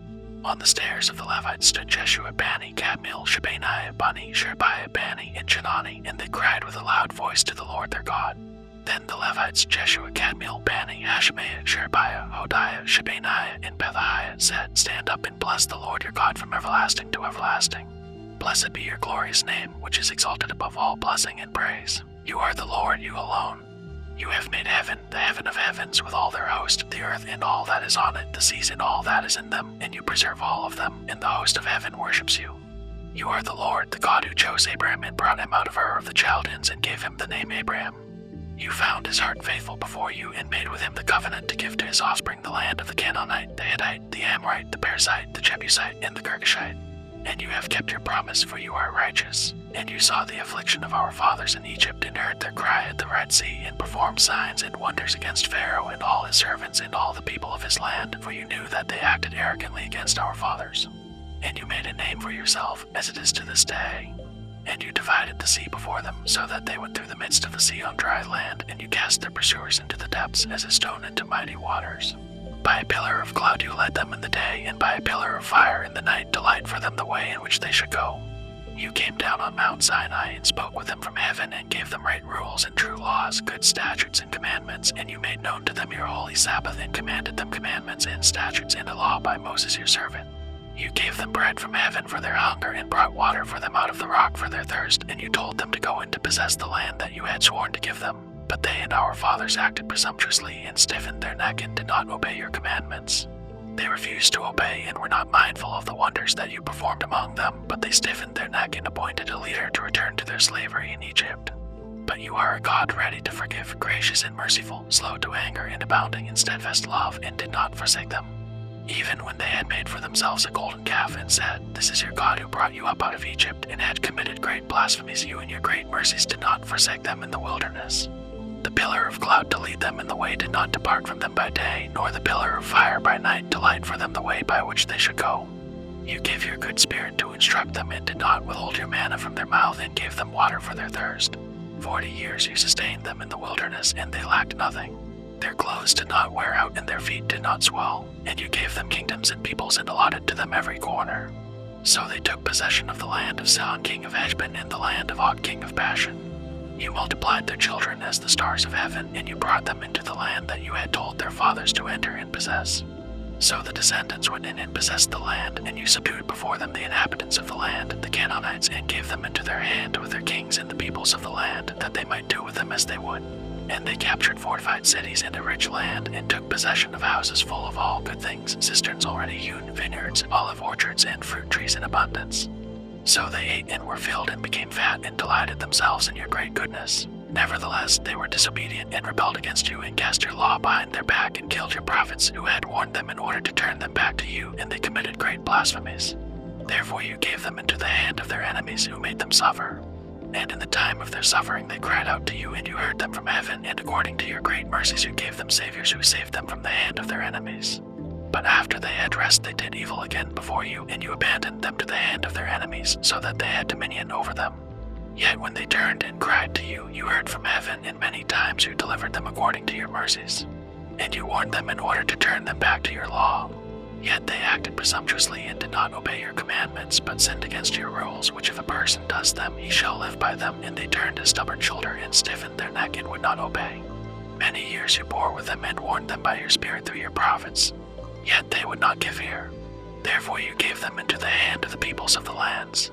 Nevertheless, in your great mercies you did not make an end of them or forsake them, for you are a gracious and merciful God. Now, therefore, our God, the great, the mighty, and the awesome God, who keeps covenant and steadfast love, let not all the hardship seem little to you that has come upon us, upon our kings, our princes, our priests, our prophets, our fathers, and all your people, since the time of the kings of Assyria until this day. Yet you have been righteous in all that has come upon us, for you have dealt faithfully, and we have acted wickedly. Our kings, our princes, our priests, and our fathers have not kept your law or paid attention to your commandments and your warnings that you gave them. Even in their own kingdom and amid your great goodness that you gave them, and in the large and rich land that you set before them, they did not serve you or turn from their wicked works. Behold, we are slaves this day in the land that you give to our fathers to enjoy its fruit and its good gifts. Behold, we are slaves. And its rich yield goes to the kings whom you have set over us because of our sins. They rule over our bodies and over our livestock as they please, and we are in great distress. Because of all this we make a firm covenant in writing. On the sealed document are the names of our princes, our Levites, and our priests. Chapter 10. The people who sealed the covenant. On the seals are the names of Nehemiah the governor, the son of Hagaliah, Zedekiah, Sariah, Azariah, Jeremiah, Pashur, Emariah, Melchijah, Haddish, Shebaniah, Malach, Harim, Meremoth, Obadiah, Daniel, Jonathan, Baruch, Meshullam, Abijah, Mijamin, Mosiah, Bilgai, Shemaiah. These are the priests. And the Levites, Jeshu the son of Ezaniah, Binui of the sons of Henadad, Kadmiel, and their brothers, Shebaniah, Hodiah, Kalida, Peliah, Hanan, Micah, Rahab, Hashabiah, Zachar, Sherebiah, Shebaniah, Hodiah, Bani, Beninu. The chiefs of the people, Parash, Path, Moab, Elam, Zadu, Bani, Bani, Asgat, Babai, Adnijah, Bigvai, Adin, Ader, Hezekiah, Azar, Hodiah, Hashem, Bezai, Harif, Anathoth, Nebai, Mabash, Meshullam, Hezer, Meshisabel, Zadok, Jadua, Belasha, Hanan, Aniah, Hoshea, Hananiah, Hashab, Haloish, Pila, Shobak, Ram, Hashabah, Mosiah, Aiah, Hanan, Onan, Malach, Harim, Baana. The obligations of the covenant, the rest of the people, the priests, the Levites, the gatekeepers, the singers, the temple servants, and all who have separated themselves from the peoples of the lands to the law of God, their wives, their sons, their daughters, all who have knowledge and understanding, join with their brothers, their nobles, and enter into a curse and an oath to walk in God's law that was given by Moses the servant of God, and to observe and do all the commandments of the Lord our Lord and his rules and his statutes. We will not give our daughters to the peoples of the land or take their daughters for our sons. And if the peoples of the land bring in goods or any grain on the Sabbath day to sell, we will not buy from them on the Sabbath or on a holy day. And we will forego the crops of the 7th year and the exaction of every debt. We also take on ourselves the obligation to give yearly a third part of a shekel for the service of the house of our God, for the showbread, the regular grain offering, the regular burnt offering, the Sabbaths, the new moons, the appointed feasts, the holy things, and the sin offerings to make atonement for Israel and for all the work of the house of our God. We, the priests, the Levites, and the people, have likewise cast lots for the wood offering, to bring it into the house of our God, according to our fathers' houses at times appointed, year by year, to burn on the altar of the Lord our God, as it is written in the law. We obligate ourselves to bring the firstfruits of our ground and the firstfruits of all fruit of every tree, year by year, to the house of the Lord, also to bring to the house of our God, to the priests who minister in the house of our God, the firstborn of our sons and of our cattle, as it is written in the law, and the firstborn of our herds and of our flocks, and to bring the first of our dough and our contributions, the fruit of every tree, the wine and the oil, to the priests, to the chambers of the house of our God, and to bring to the Levites the tithes from our ground, for it is the Levites who collect the tithes in all our towns where we labor. And the priest, the son of Aaron, shall be with the Levites when the Levites receive the tithes. And the Levites shall bring up the tithe of the tithes to the house of our God, to the chambers of the storehouse. For the people of Israel and the sons of Levi shall bring the contribution of grain, wine, and oil to the chambers where the vessels of the sanctuary are, as well as the priests who minister, and the gatekeepers and the singers. We will not neglect the house of our God. Chapter 11. The leaders in Jerusalem. Now the leaders of the people lived in Jerusalem. And the rest of the people cast lots to bring 1 out of 10 to live in Jerusalem, the holy city, while 9 out of 10 remained in the other towns. And the people blessed all the men who willingly offered to live in Jerusalem. These are the chiefs of the province who lived in Jerusalem, but in the towns of Judah everyone lived on his property in their towns: Israel, the priests, the Levites, the temple servants, and the descendants of Solomon's servants. And in Jerusalem lived certain of the sons of Judah and of the sons of Benjamin. Of the sons of Judah, Adaiah the son of Uzziah, son of Zechariah, son of Emariah, son of Shaphatia, son of Mahalalel. Of the sons of Perez, and Maaseiah the son of Baruch, son of Col-Hoseh, son of Asaiah, son of Adaiah, son of Joarib, son of Zechariah, son of the Shilonite. All the sons of Perez who lived in Jerusalem were 468 valiant men. And these are the sons of Benjamin: So the son of Meshullam, son of Jod, son of Pedaiah, son of Goliah, son of Maaseiah, son of Ithiel, son of Jeshiah, and his brothers, men of valor, 928. Joel the son of Zikri was their overseer, and Judah the son of Hasnu was second over the city. Of the priests, Jedaiah the son of Joarib, Jachin, Sariah the son of Hilkiah, son of Meshullam, son of Zadok, son of Marioth, son of Ahitub, ruler of the house of God, and their brothers who did the work of the house, 822. And Adaiah the son of Jeroham, son of Pelaliah, son of Amzi, son of Zechariah, son of Pashur, son of Malchijah, and his brothers, heads of fathers' houses, 242. And Amashai the son of Asahel, son of Ozai, son of Meshulamoth, son of Immer, and their brothers, mighty men of valor, 128. Their overseer was Zabdiel the son of Hagdalah. And of the Levites, Shemaiah the son of Hashem, son of Azrikam, son of Hashabiah, son of Bani, and Shabbethai and Jozabad of the chiefs of the Levites who were over the outside work of the house of God, and Mattaniah the son of Micah, son of Zabdi, son of Asaph, who was the leader of the praise, who gave thanks, and Bebukiah, the second among his brothers, and Abda the son of Shammua, son of Galal, son of Jeduthun. All the Levites in the holy city were 284. The gatekeepers, Akkub, Talman, and their brothers, who kept watch at the gates, were 172. And the rest of Israel and of the priests and the Levites were in all the towns of Judah, every one in his inheritance. But the temple servants lived on Ophel, and Ziah and Jishba were over the temple servants. The overseer of the Levites in Jerusalem was Uzzi the son of Bani, son of Hashabiah, son of Mattaniah, son of Micah, of the sons of Asaph, the singers, over the work of the house of God. For there was a command from the king concerning them, and a fixed provision for the singers, as every day required. And Pethahiah the son of Meshezabel, of the sons of Zerah the son of Judah, was at the king's side in all matters concerning the people, villages outside Jerusalem. And as for the villages with their fields, some of the people of Judah lived in Kiriath Arba and its villages, and in Dibon and its villages, and in Jacobzeel and its villages, and in Jeshua and in Molada and Bethpelet, in Hazar-Shual, in Beersheba and its villages, in Ziklag, in Machonah and its villages, in Enrimmon, in Zorah, in Jarmuth, in Zeno, Adullam and their villages, Lachish and its fields, and Azekah and its villages. So they encamped from Beersheba to the valley of Hinnom. The people of Benjamin also lived from Jeba onward at Michmesh, Ajah, Bethel and its villages, Anathoth, Nob, and Aniah, Hazer, Ramah, Gedem, Hadid, Zeboim, Nebalat, Lod, and Ono, the valley of craftsmen. And certain divisions of the Levites in Judah were assigned to Benjamin. Chapter 12. Priests and Levites. These are the priests and the Levites who came up with Zerubbabel the son of Shealtiel, and Jeshua, Sariah, Jeremiah, Ezra, Emariah, Malach, Haddish, Shekaniah, Realm, Meremoth, Iddo, Ginnethoi, Abijah, Mijamin, Modiah, Bilgah, Shemaiah, Joarib, Jediah, Zau, Amok, Hilkiah, Jediah. These were the chiefs of the priests and of their brothers in the days of Jeshua. And the Levites, Jeshua, Binui, Kadmiel, Sherebiah, Judah, and Mattaniah, who with his brothers was in charge of the songs of thanksgiving. And Bebukiah and Ani and their brothers stood opposite them in the service. And Jeshua was the father of Joachim, Joachim the father of Elishib, Elishib the father of Joiada, Joiada the father of Jonathan, and Jonathan the father of Jadua. And in the days of Joachim were priests, heads of fathers' houses, of Sariah, Moriah, of Jeremiah, Hananiah, of Ezra, Meshullam, of Emariah, Jehohanan, of Malachi, Jonathan, of Shebaniah, Joseph, of Harim, Ednah, of Marioth, Helkai, of Iddo, Zechariah, of Jonathan, Meshullam, of Abijah, Zikri, of Menamin, of Modiah, Bildai, of Bilgah, Shammua, of Shemaiah, Jonathan, of Joarib, Madnai, of Jediah, Uzi, of Salai, Kalai, of Amok, Eber, of Hilkiah, Hashabiah, of Jediah, Nathanel. In the days of Elishib, Joiada, Johanan, and Jadua, the Levites were recorded as heads of fathers' houses, so too were the priests in the reign of Darius the Persian.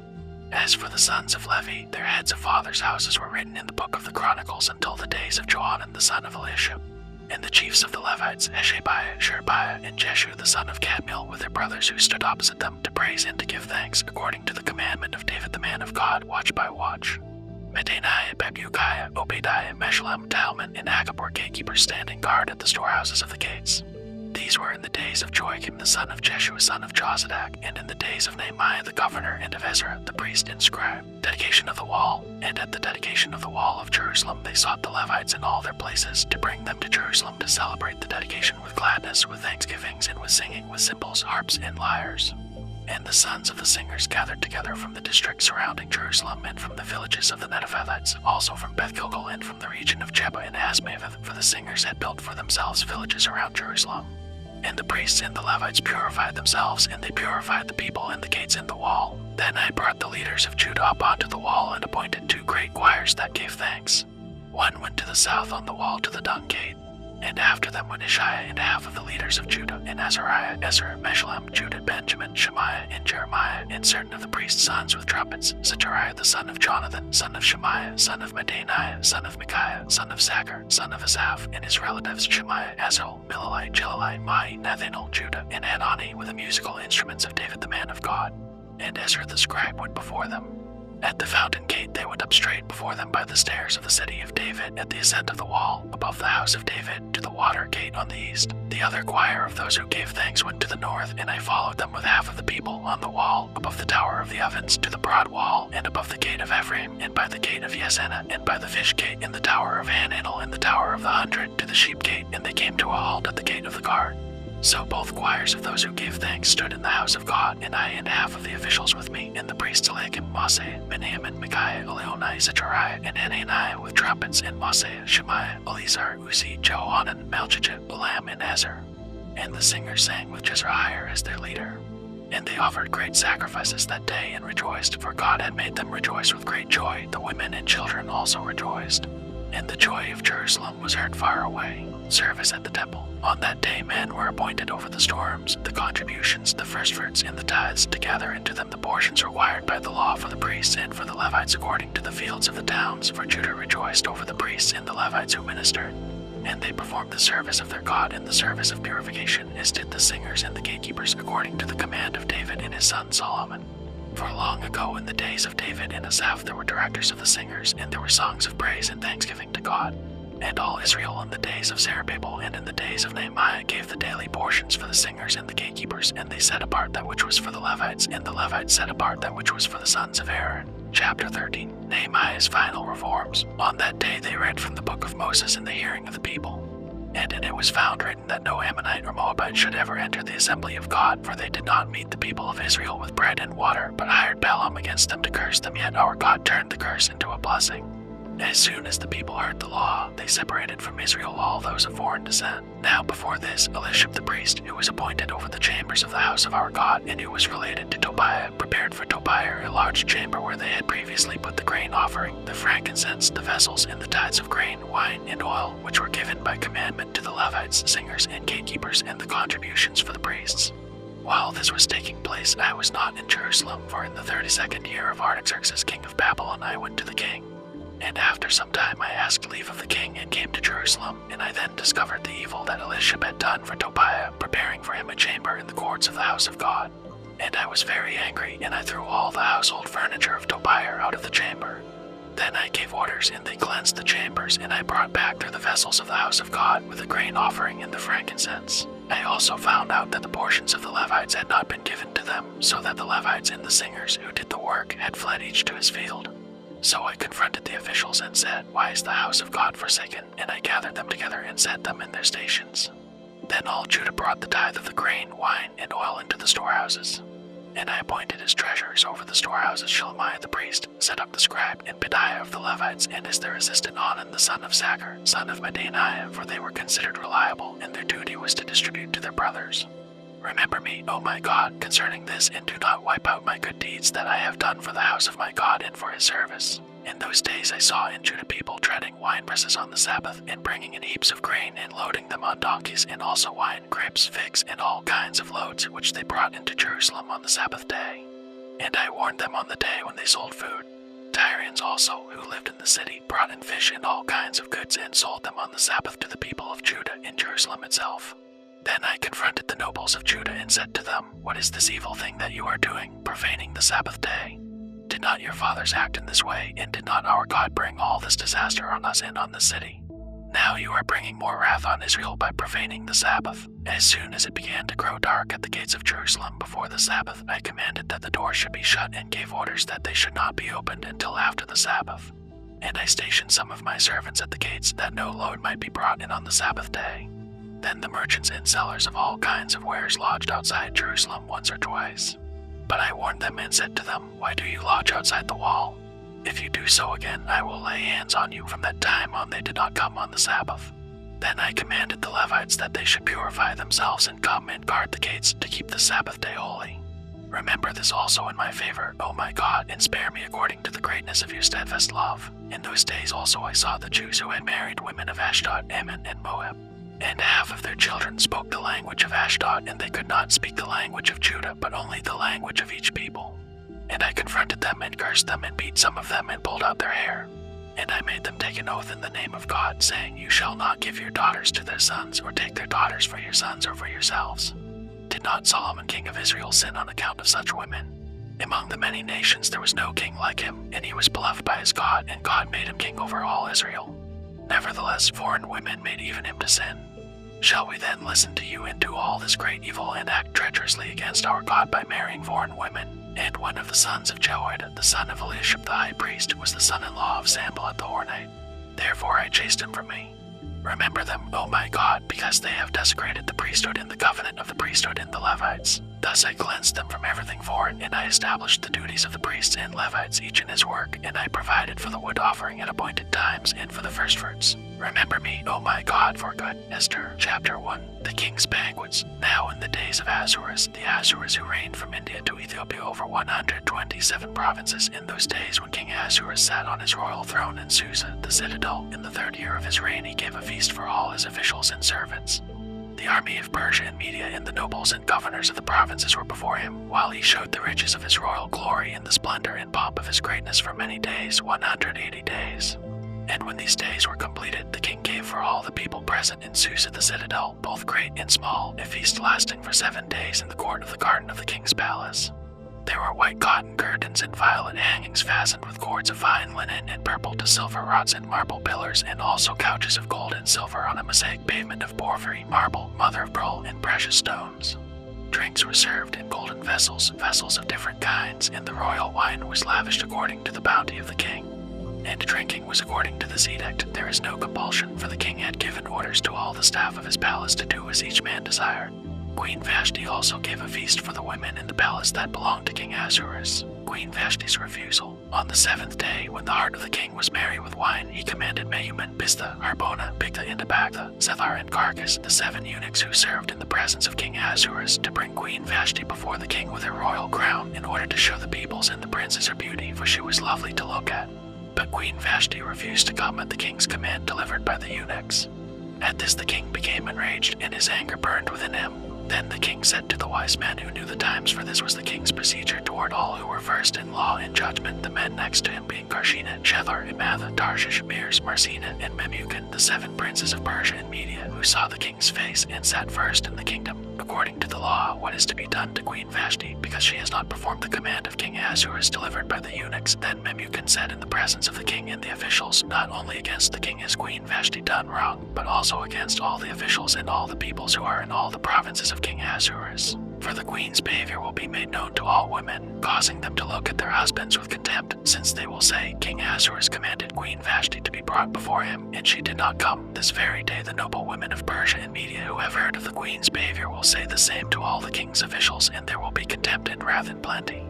If it please the king, let a royal order go out from him, and let it be written among the laws of the Persians and the Medes, so that it may not be repealed, that Vashti is never again to come before King Ahasuerus.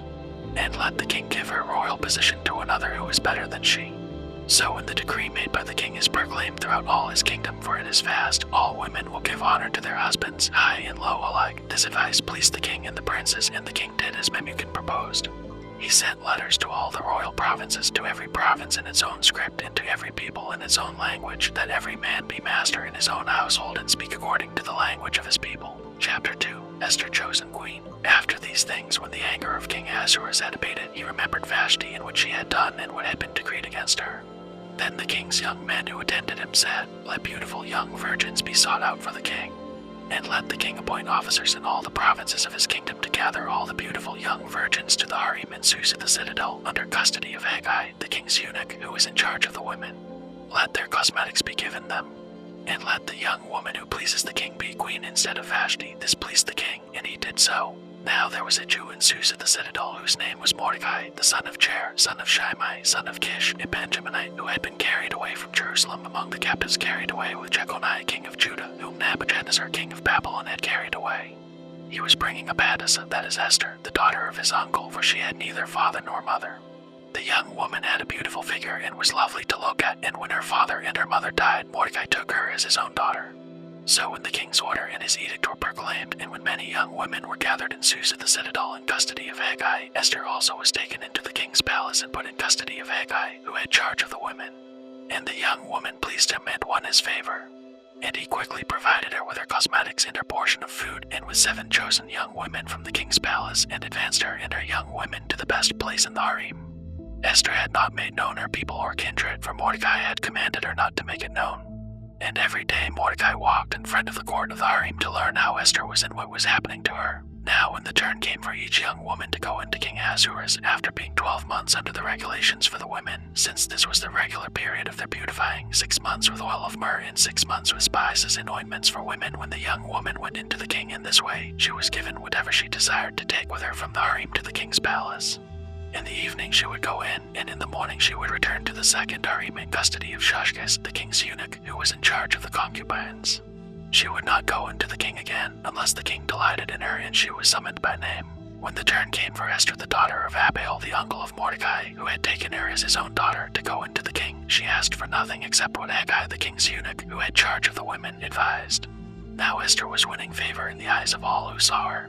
And when Esther was taken to King Ahasuerus into his royal palace in the 10th month, which is the month of Tebeth, in the 7th year of his reign, the king loved Esther more than all the women, and she won grace and favor in his sight more than all the virgins, so that he set the royal crown on her head and made her queen instead of Vashti.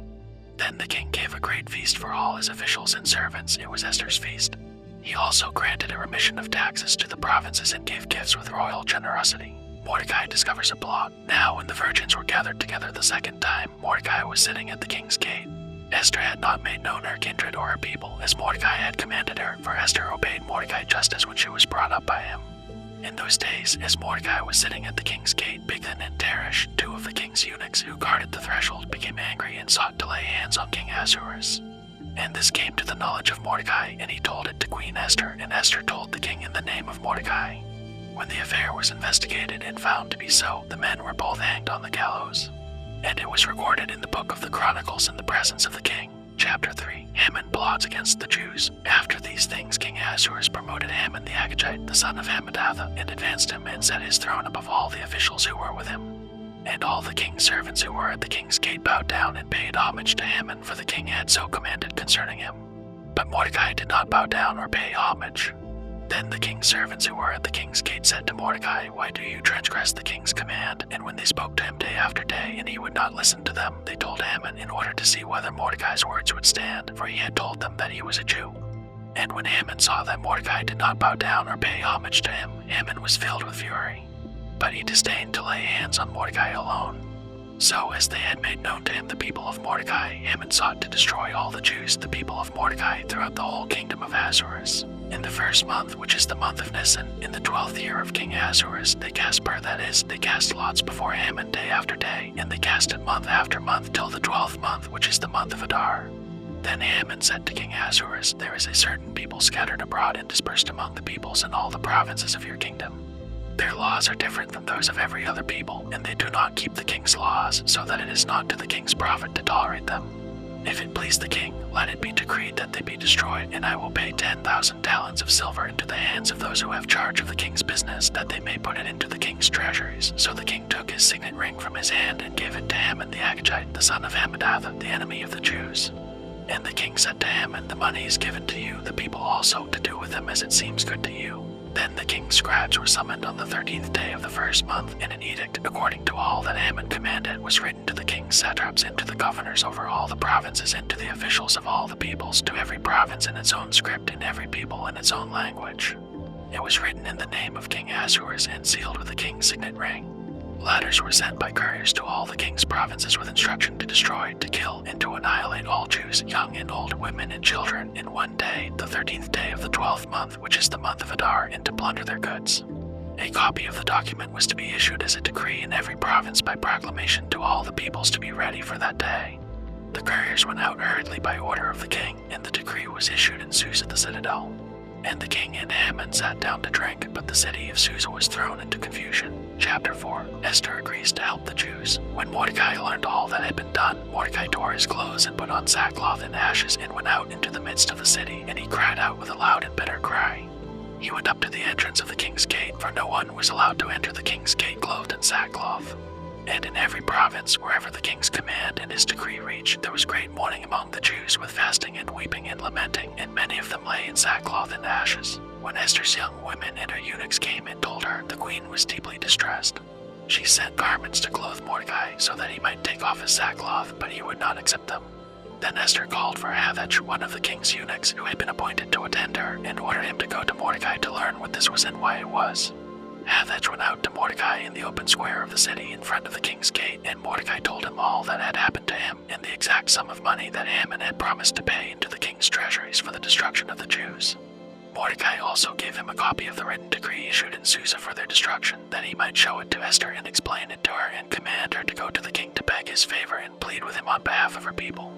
And Hathach went and told Esther what Mordecai had said. Then Esther spoke to Hathach and commanded him to go to Mordecai and say, all the king's servants and the people of the king's provinces know that if any man or woman goes to the king inside the inner court without being called, there is but one law to be put to death, except the one to whom the king holds out the golden scepter so that he may live. But as for me, I have not been called to come in to the king these 30 days. And they told Mordecai what Esther had said. Then Mordecai told them to reply to Esther, do not think to yourself that in the king's palace you will escape any more than all the other Jews. For if you keep silent at this time, relief and deliverance will rise for the Jews from another place, but you and your father's house will perish. And who knows whether you have not come to the kingdom for such a time as this? Then Esther told them to reply to Mordecai, go, gather all the Jews to be found in Susa, and hold a fast on my behalf, and do not eat or drink for 3 days, night or day. I and my young women will also fast as you do.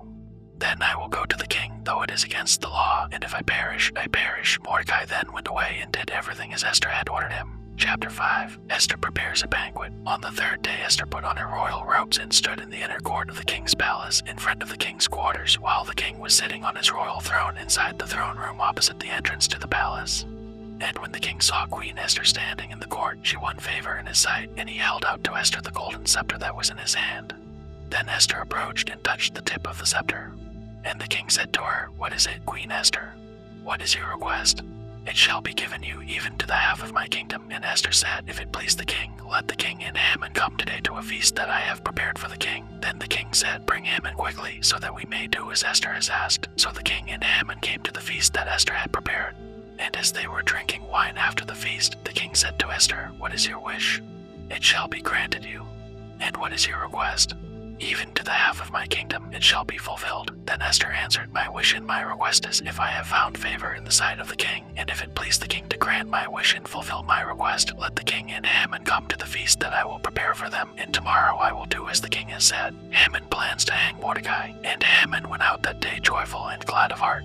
But when Haman saw Mordecai in the king's gate, that he neither rose nor trembled before him, he was filled with wrath against Mordecai. Nevertheless, Haman restrained himself and went home, and he sent and brought his friends and his wife Zeresh. And Haman recounted to them the splendor of his riches, the number of his sons, all the promotions with which the king had honored him, and how he had advanced him above the officials and the servants of the king. Then Haman said, even Queen Esther let no one but me come with the king to the feast she prepared, and tomorrow also I am invited by her together with the king.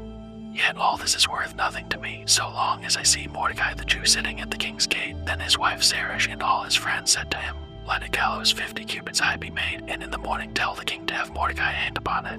Then go joyfully with the king to the feast. This idea pleased Haman, and he had the gallows made. Chapter 6. The king honors Mordecai. On that night the king could not sleep, and he gave orders to bring the book of memorable deeds, the chronicles, and they were read before the king. And it was found written how Mordecai had told about Bigthana and Darius, 2 of the king's eunuchs, who guarded the threshold, and who had sought to lay hands on King Ahasuerus.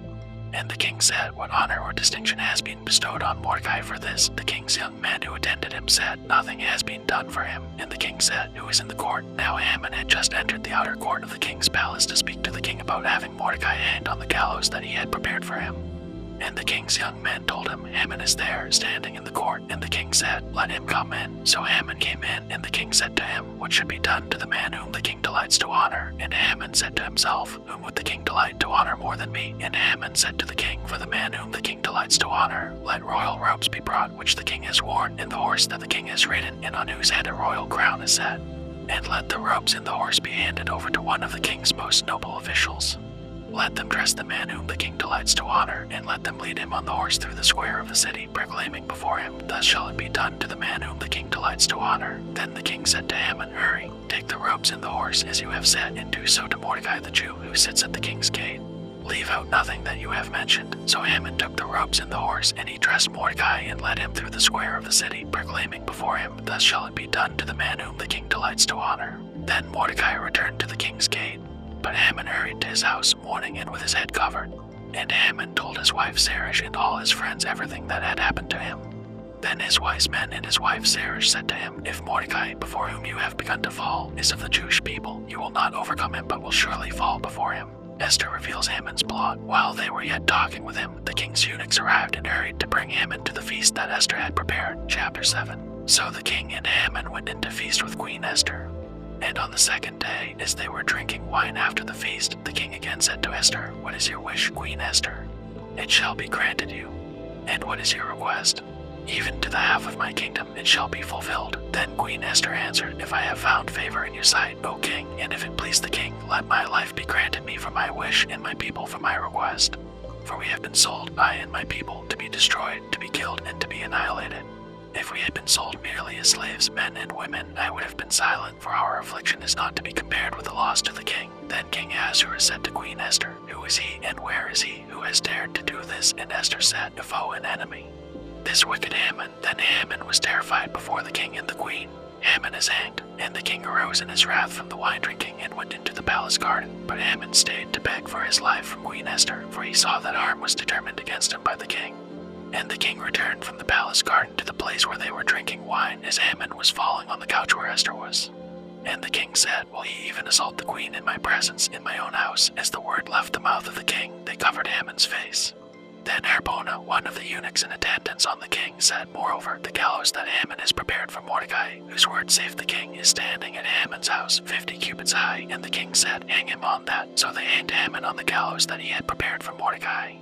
Then the wrath of the king abated. Chapter 8. Esther saves the Jews. On that day King Ahasuerus gave to Queen Esther the house of Haman, the enemy of the Jews. And Mordecai came before the king, for Esther had told what he was to her. And the king took off his signet ring, which he had taken from Haman, and gave it to Mordecai. And Esther set Mordecai over the house of Haman. Then Esther spoke again to the king. She fell at his feet and wept and pleaded with him to avert the evil plan of Haman the Agagite and the plot that he had devised against the Jews. When the king held out the golden scepter to Esther, Esther rose and stood before the king. And she said, "If it please the king, and if I have found favor in his sight, and if the thing seems right before the king, and I am pleasing in his eyes, let an order be written to revoke the letters devised by Haman the Agagite, the son of Hammedatha, which he wrote to destroy the Jews who are in all the provinces of the king. For how can I bear to see the calamity that is coming to my people? Or how can I bear to see the destruction of my kindred?" Then King Ahasuerus said to Queen Esther and to Mordecai the Jew, "Behold, I have given Esther the house of Haman, and they have hanged him on the gallows, because he intended to lay hands on the Jews. But you may write as you please with regard to the Jews in the name of the king, and seal it with a king's ring, for an edict written in the name of the king and sealed with a king's ring cannot be revoked." The king's scribes were summoned at that time in the 3rd month, which is the month of Sivan, on the 23rd day. And an edict was written, according to all that Mordecai commanded concerning the Jews, to the satraps and the governors and the officials of the provinces from India to Ethiopia, 127 provinces, to each province in its own script, and to each people in its own language, and also to the Jews in their script in their language. And he wrote in the name of King Ahasuerus and sealed it with a king's signet ring. Then he sent the letters by mounted couriers riding on swift horses that were used in the king's king's service bred from the royal stud, saying that the king allowed the Jews who were in every city to gather and defend their lives, to destroy, to kill, and to annihilate any armed force of any people or province that might attack them, children and women included, and to plunder their goods on one day throughout all the provinces of King Ahasuerus on the 13th day of the 12th month, which is the month of Adar. A copy of what was written was to be issued as a decree in every province, being publicly displayed to all peoples, and the Jews were to be ready on that day to take vengeance on their enemies. So the couriers, mounted on their swift horses that were used in the king's service, rode out hurriedly, urged by the king's command. And the decree was issued in Susa the citadel. Then Mordecai went out from the presence of the king in royal robes of blue and white, with a great golden crown and a robe of fine linen and purple, and the city of Susa shouted and rejoiced. The Jews had light and gladness and joy and honor. And in every province and in every city, wherever the king's command and his edict reached, there was gladness and joy among the Jews, a feast and a holiday. And many from the peoples of the country declared themselves Jews, for fear of the Jews had fallen on them. Chapter 9. The Jews destroy their enemies. Now in the 12th month, which is the month of Adar, on the 13th day of the same, when the king's command and edict were about to be carried out, on the very day when the enemies of the Jews hoped to gain the mastery over them, the reverse occurred. The Jews gained mastery over those who hated them. The Jews gathered in their cities throughout all the provinces of King Ahasuerus to lay hands on those who sought their harm. And no one could stand against them, for the fear of them had fallen on all peoples. All the officials of the provinces and the satraps and the governors and the royal agents also helped the Jews, for the fear of Mordecai had fallen on them. For Mordecai was great in the king's house, and his fame spread throughout all the provinces, for the man Mordecai grew more and more powerful. The Jews struck all their enemies with the sword, killing and destroying them, and did as they pleased to those who hated them. In Susa the citadel itself the Jews killed and destroyed 500 men, and also killed Parshandatha and Dalbon and Asbatha and Boratha and Adalia and Aridatha and Parmishta and Arisai and Aridai and Visatha, the 10 sons of Haman the son of Hammedatha, the enemy of the Jews, but they laid no hand on the plunder. That very day the number of those killed in Susa the citadel was reported to the king. And the king said to Queen Esther, in Susa the citadel the Jews have killed and destroyed 500 men, and also the 10 sons of Haman. What then have they done in the rest of the king's provinces? Now what is your wish? It shall be granted you. And what further is your request? It shall be fulfilled. And Esther said, if it please the king, let the Jews who are in Susa be allowed tomorrow also to do according to this day's edict. And let the 10 sons of Haman be hanged on the gallows. So the king commanded this to be done. A decree was issued in Susa, and the 10 sons of Haman were hanged. The Jews who were in Susa gathered also on the 14th day of the month of Adar, and they killed 300 men in Susa, but they laid no hands on the plunder. Now the rest of the Jews who were in the king's provinces also gathered to defend their lives, and got relief from their enemies, and killed 75,000 of those who hated them, but they laid no hands on the plunder. This was on the 13th day of the month of Adar, and on the 14th day they rested and made that a day of feasting and gladness. But the Jews who were in Susa gathered on the 13th day and on the 14th, and rested on the 15th day, making that a day of feasting and gladness. Therefore the Jews of the villages who live in the rural towns hold the 14th day of the month of Adar as a day for gladness and feasting, as a holiday, and as a day on which they send gifts of food to one another. The feast of Purim inaugurated, and Mordecai recorded these things and sent letters to all the Jews who were in all the provinces of King Ahasuerus, both near and far, obliging them to keep the 14th day of the month Adar, and also the 15th day of the same, year by year, as the days on which the Jews got relief from their enemies, and as the month that had been turned for them from sorrow into gladness, and from mourning into a holiday, that they should make them days of feasting and gladness, days for sending gifts of food to one another and gifts to the poor. So the Jews accepted what they had started to do, and what Mordecai had written to them. For Haman the Agagite, the son of Hammedatha, the enemy of all the Jews, had plotted against the Jews to destroy them, and had cast that is, cast lots to crush and to destroy them. But when it came before the king, he gave orders in writing that his evil plan that he had devised against the Jews should return on his own head, and that he and his sons should be hanged on the gallows. Therefore they called these days Purim, after the term Pur. Therefore, because of all that was written in this letter, and of what they had faced in this matter, and of what had happened to them, the Jews firmly obligated themselves and their offspring and all who joined them, that without fail they would keep these 2 days according to what was written and at the time appointed every year, that these days should be remembered and kept throughout every generation, in every clan, province, and city, and that these days of Purim should never fall into disuse among the Jews, nor should the commemoration of these days cease among their descendants. Then Queen Esther, the daughter of Abihail, and Mordecai the Jew gave full written authority, confirming this second letter about Purim.